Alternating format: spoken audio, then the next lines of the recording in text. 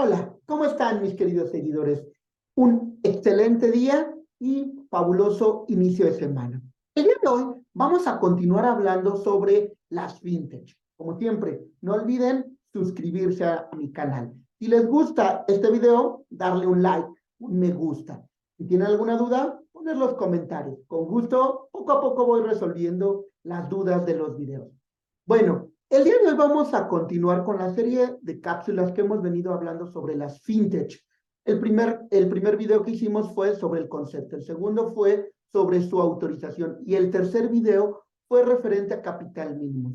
Hoy toca hablar sobre las fintech, en particular las de financiamiento colectivo, ya sea de deuda, capital o copropiedad. Recordemos que las fintech son obviamente cualquiera de las tres opciones que existen. Es decir, pueden realizar o destinar al público en general estas tres opciones. ¿Cuáles son estas tres opciones? Número uno, puede ser financiamiento colectivo de deuda, de capital o de copropiedad o regalías. Número dos, el fondo de pago electrónico a sus clientes. Y número tres, operaciones con activos virtuales. Estas tres operaciones son las que pueden realizar las fintech. Ahora bien, de estas tres operaciones que pueden realizar las fintech, vamos a ver el día de hoy, en particular, las instituciones de financiamiento colectivo, por sus abreviaturas IFTC.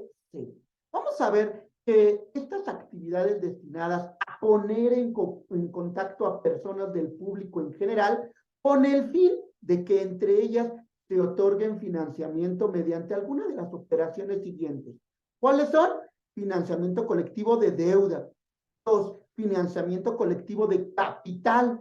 Y tres, financiamiento colectivo de copropiedad o regalía. Vamos a ver que estas operaciones van a ser realizadas de manera habitual y profesional a través de aplicaciones informáticas, interfaces, páginas web o cualquier otro medio de comunicación electrónica o digital. Solo podrán llevarse a cabo por las personas morales autorizadas previamente por la Comisión Nacional Bancaria y de Valores, previo acuerdo del Comité Interinstitucional. Habíamos hablado de estos comités en video anterior, de esos comités interinstitucionales. Saber que los clientes de una institución de financiamiento colectivo que intervengan en las actividades anteriormente enumeradas, vamos a ver que pueden ser de dos tipos estos clientes. Uno, inversionista, que va a ser la persona física o jurídico colectiva que aporte recursos a los solicitantes. Y dos, solicitantes, que van a ser las personas físicas o jurídico colectivas que hubieran requerido tales recursos a través de las instituciones de financiamiento colectivo. Es decir, por ejemplo, yo a través de mi computadora, a través de mi celular, puedo hacer uso, por ejemplo, de esta fintech. Normalmente esta fintech lo hace a través de dispositivos y electrónicos. Y vamos a ver aquí que la Comisión Nacional Bancaria y de Valores, con el objeto de proteger a los inversionistas, van a emitir disposiciones de carácter general. Para tal efecto, la institución de financiamiento colectivo podrá actuar como mandataria o comisionista del cliente. Recordemos, aquí vamos a tener los clientes que son dos, ya sea el inversionista o el solicitante, los que acabo de mencionar hace un momento y que acabo de describir. Ojo aquí ellos, únicamente la fintech va a operar, esta institución de financiamiento colectivo va a operar como mandataria o como comisionista de este cliente para realizar las actividades relacionadas con las operaciones que, entre otros, son para temas operativos en los términos que va a determinar la Comisión Nacional Bancaria y de Valores. Obviamente, por lo cual emitirá disposiciones de carácter general. Y vamos a ver que los clientes de una institución de financiamiento colectivo podrá efectuar entre ellos y a través de dicha institución las siguientes operaciones. Número uno, financiamiento colectivo de deuda. ¿Qué es esto? Con el fin de que los inversionistas otorguen préstamos, créditos, mutuos o cualquier otro financiamiento causante de un pasivo directo o contingente a los solicitantes. Recordemos quiénes son los solicitantes. 2, financiamiento colectivo de capital, con el fin de que los inversionistas compren o adquieran títulos representativos de capital social de personas jurídico-colectivas que actúen como solicitantes. Y 3, financiamiento colectivo de copropiedad o regalía, con el fin de que los inversionistas y solicitantes celebren entre ellos asociaciones en participación o cualquier otro tipo de convenio por el cual el inversionista adquiera una parte alícuota o una participación de un bien, ya sea presente o futuro, en los ingresos, en las utilidades, en las regalías, incluso en las pérdidas que se obtengan de la realización de una o más actividades o de los proyectos de un solicitante. Recordemos entonces estas 3 operaciones que realizan las fintech, en particular las instituciones de financiamiento colectivo. Recapitulando, financiamiento colectivo de deuda, financiamiento colectivo de capital y tercero, financiamiento colectivo de copropiedad o regalía. Vamos a ver que los actos jurídicos que realicen para la celebración de las operaciones de estas instituciones de financiamiento colectivo se van a reputar actos de comercio, porque así lo señala la ley para regular las instituciones de financiamiento colectivo, ¿sí? Vamos a observar que para las operaciones de estas instituciones de financiamiento colectivo podrán realizar, ojo, entre otras, por ejemplo, en moneda nacional, en moneda extranjera o incluso con activos virtuales, lo que ustedes conocen como coloquialmente como criptomonedas, entre otros, ¿no? Vamos a observar que en base a lo anterior y de acuerdo a los casos y sujetos a los términos y condiciones que va a determinar Banco de México, va a establecer estas disposiciones a través de disposiciones de carácter general que al efecto emita también Banco de México. Entonces, no solo basta con las de la Comisión Nacional Bancaria de Valores,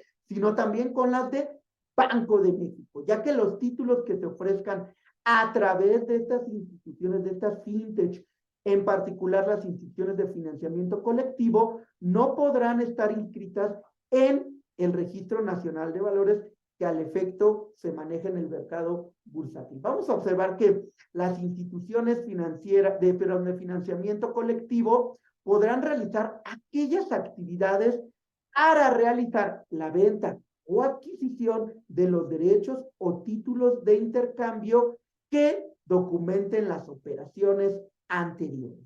Vamos a ver, estas instituciones de financiamiento colectivo deben de cumplir con varias obligaciones. ¿Cuáles son sus obligaciones de estas fintech, en particular las instituciones de financiamiento colectivo?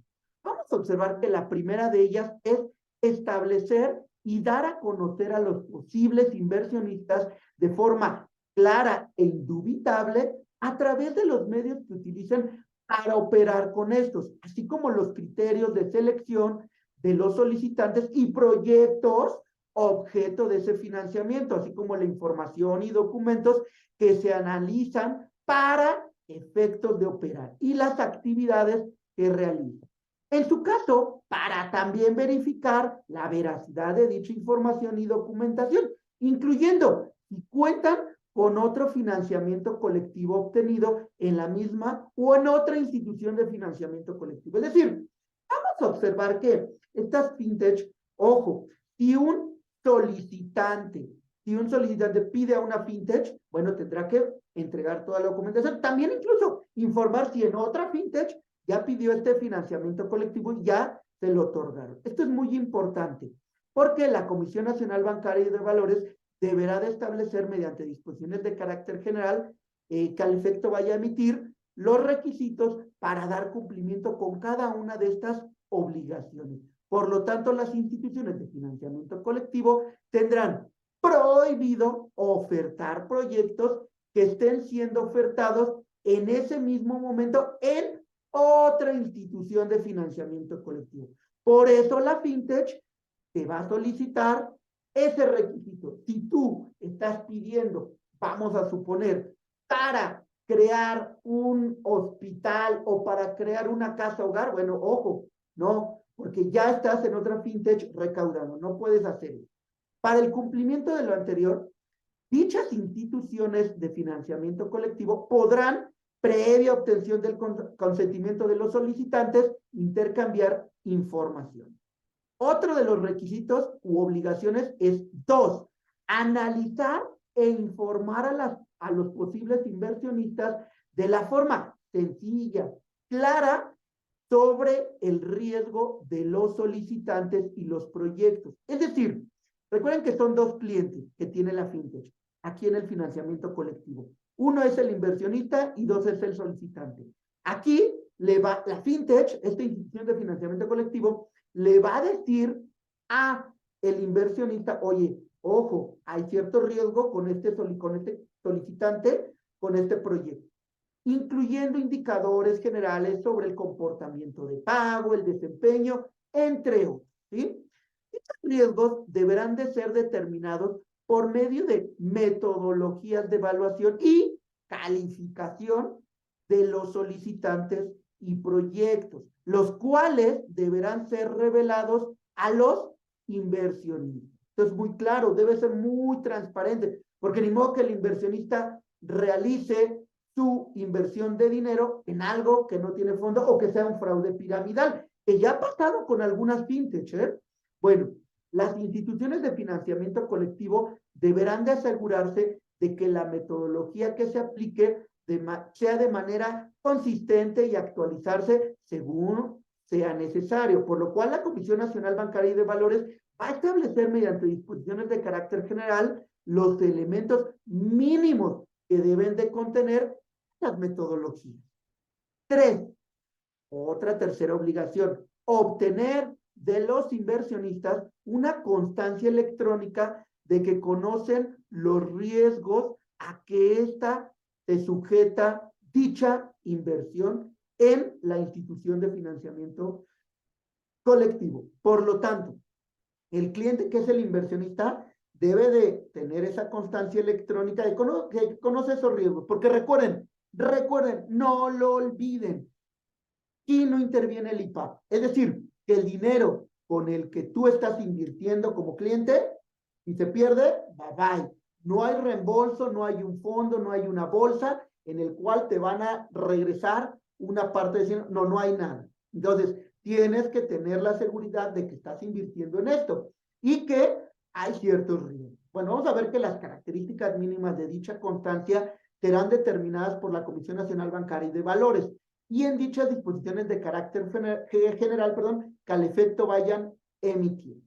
Vamos a ver la cuarta obligación. Tener, una vez que se haya efectuado alguna de las operaciones a disposición de los inversionistas que estén participando en ella, la información acerca del comportamiento de pago de los solicitantes, ¿sí?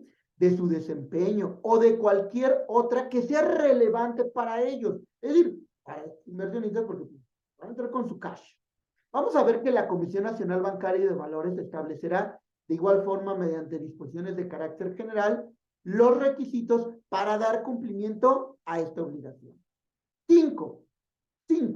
Proporcionar a los clientes los medios necesarios para lograr la formalización de las operaciones. 6.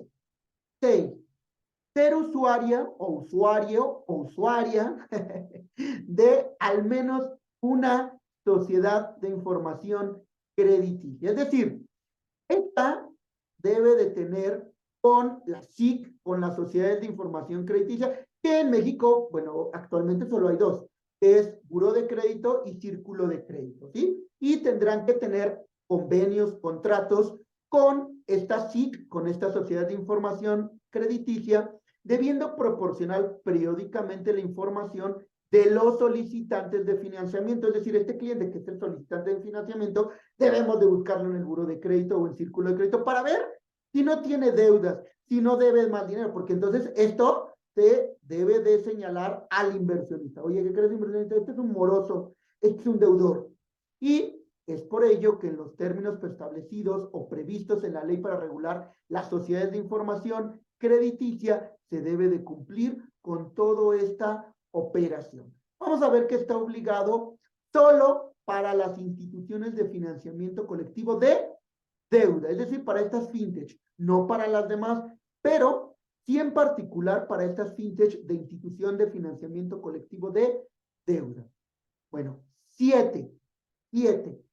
Entregar los recursos de los inversionistas a los solicitantes. Aquí está el inversionista, aquí está el solicitante. Recuerden que ellos solo son un puente. Entregan el solicitante al inversionista. Y digo, perdón, el inversionista, el dinero del inversionista al solicitante, que se hubiera seleccionado para los propios objetos que se señalaron. Bueno, y previo a dicha entrega, permitir al inversionista retirar sus recursos destinados a la inversión de que se trate sin restricción o cargo alguno. No podrán modificarse, es importante señalar, ni los términos ni las condiciones del financiamiento. No es de que hoy establecen unos términos y condiciones y dentro de un mes, ya que entró la lana, pues ya cambio las reglas del juego. No, no puedo modificar esos términos y condiciones de financiamiento, ya que una vez que se haya manifestado el consentimiento sobre ese financiamiento colectivo. Bueno, punto 8, obligación número 8. Establecer esquemas para compartir con los inversionistas los riesgos de las operaciones de financiamiento colectivo de deuda, los cuales deberán incluir el pacto de cobro de una proporción de las comisiones sujeto a la condición de que se lleve a cabo la liquidación total del financiamiento o el desempeño del proyecto en los términos ofrecidos, o bien cualquier otro esquema que permita la alineación de incentivos entre la institución de tecnología, la institución de tecnología financiera y los inversionistas. Dichos esquemas deberán de ser presentados por la solicitud de autorización para actuar como instituciones de tecnología de financiamiento. Esto es muy importante. Vamos a observar en este sentido que estas obligaciones son importantísimas. Estas fintech, estas deben de cumplir, en particular las fintech que realicen las instituciones de financiamiento colectivo deben de cumplir con todo esto. Para fines didácticos les voy a poner un pequeño cuadro, un mapa conceptual, para que lo puedan visualizar. Denme un segundito.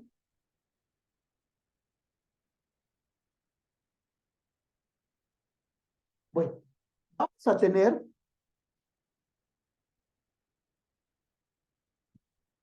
tener que estas disposiciones que se emiten por parte de la ley para regular las fintech, pues en particular las instituciones de financiamiento colectivo deben de dar a conocer información sobre los solicitantes y proyectos a sus posibles inversionistas. Recuerden que son dos clientes los que aparecen en la fintech. Uno es el solicitante de crédito y dos, el inversionista del crédito, que esto lo que va a hacer es realizar un puente. La fintech solo es el puente entre el inversionista, el que lleva el dinero, y es un puente de comunicación para el solicitante, ¿sí?